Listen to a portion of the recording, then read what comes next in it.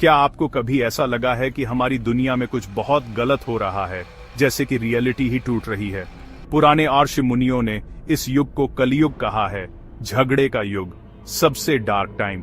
उन्होंने हमारे लिए निशान छोड़े हैं, स्क्रिप्चर और पत्थरों पर लिखे हुए, ताकि हम इस युग के अंत को पहचान सकें। आज जब हम चारों तरफ केओस और कंफ्यूजन देखते हैं, तो हमें पूछना चाहिए, क्या हम इस कॉस्मिक ड्रामा के फाइनल एक्ट से गुजर रहे हैं?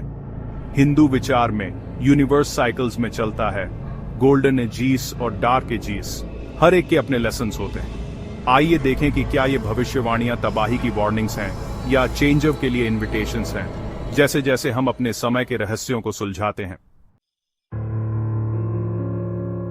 कलयुग के चरम का पहला साइन है धर्म का कोलैप्स, वह कॉस्मिक ऑर्डर जो सच, हार्मनी और राइचियसनेस को एक साथ रखता है।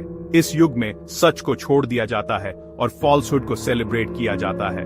मीठे बोल जहरीले इरादों को छुपाते हैं और डिसेप्शन सक्सेस का रास्ता बन जाता है।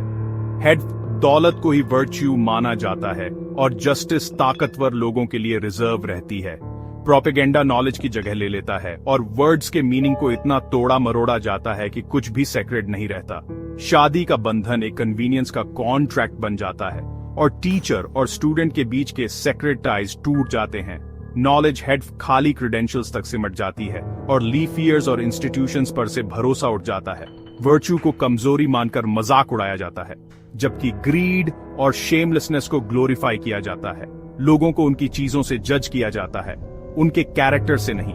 कलयुग की सबसे बड़ी बीमारी है वैल्यूज का ये इन्वर्जन, जहां परछाई को असलियत और झूठ को सच मान लिया जाता है।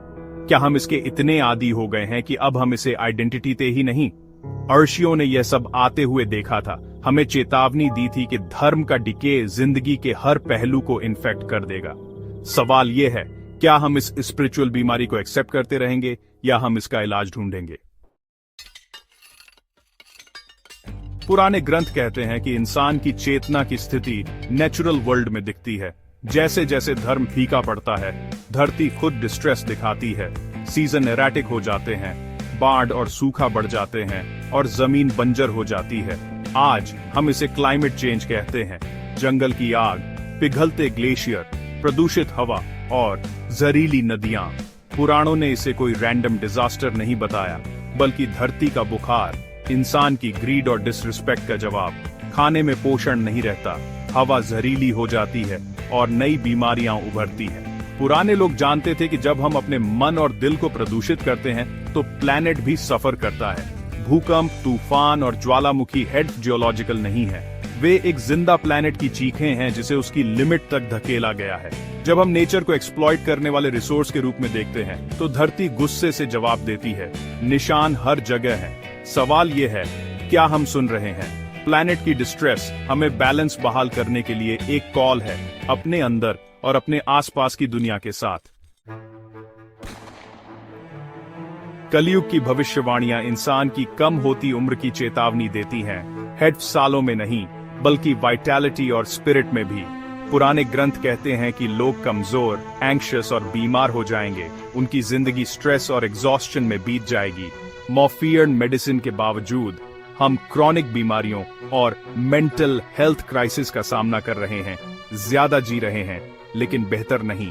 हमारी डाइट और लाइफस्टाइल नेचर से डिस्कनेक्टेड इस गिरावट को तेज करती है।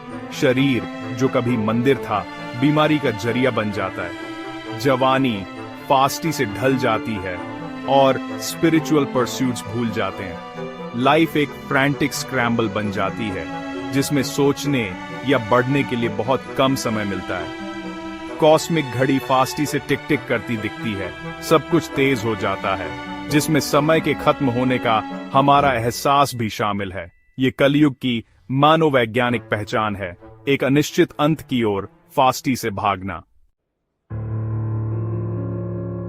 जैसे जैसे अंधेरा गहरा होता है, लीफ ईयरशिप बदल जाती है।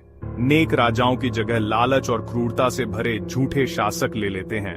ग्रंथ उन नेताओं की चेतावनी देते हैं जो एक्सप्लॉइट, डिसीव और ओप्रेस करते हैं, अपने आसपास चामोमेंटूसों और भ्रष्ट मंत्रियों को रखते हैं। टैक्स चोरी के हथियार बन जाते हैं और स्टेट हेड ताकतवर लोगों की सेवा करता है। ये शासक धर्म के नाम पर दिखावा करते हैं, लेकिन समाज के स्पिरिचुअल ताने बाने को नष्ट कर देते हैं, मटेरियलिज्म और सेल्फिशनेस को बढ़ावा देते हैं। सच बोलने वालों को सताया जाता है, जबकि चमोमेंटूसों को इनाम दिया जाता है। ऊपर का करप्शन पूरे समाज को इन्फेक्ट करता है, सिनिसिज्म और धोखे का एक विशियस साइकिल बनाता है। झूठे राजा का उदय हेडफेक पॉलिटिकल क्राइसिस नहीं, ये एक स्पिरिचुअल कैटास्ट्रोफी है। जब सिर सड़ा हुआ होता है तो शरीर भी उसका साथ देता है।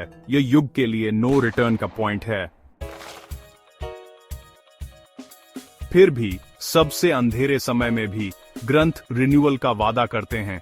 जब अधर्म दुनिया को निगल लेता है तो एक उद्धारकर्ता आएगा, कल की विष्णु का एंडिम अवतार, जिसे धर्म को शुद्ध करने और बहाल करने के लिए डेस्टिन्ड किया गया है।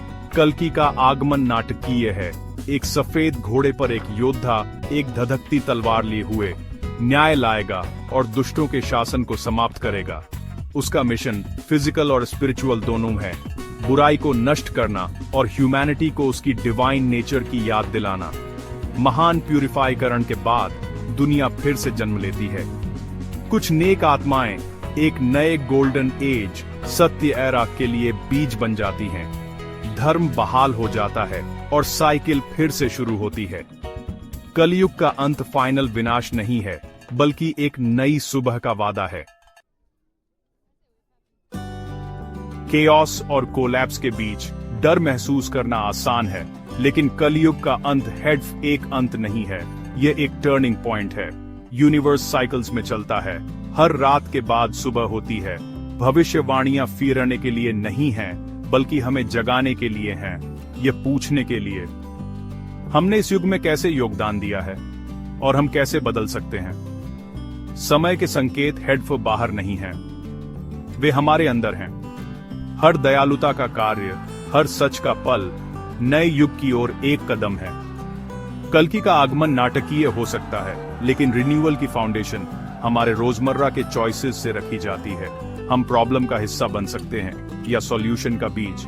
एक युग का अंत दूसरे का जन्म होता है। कलयुग का असली सीक्रेट विनाश नहीं है, बल्कि समय के ताने बाने में बुनी हुई इटर्नल होप और रिजनरेशन है। सवाल ये नहीं है कि दुनिया कब खत्म होगी, बल्कि हम अब कैसे जीना चुनेंगे।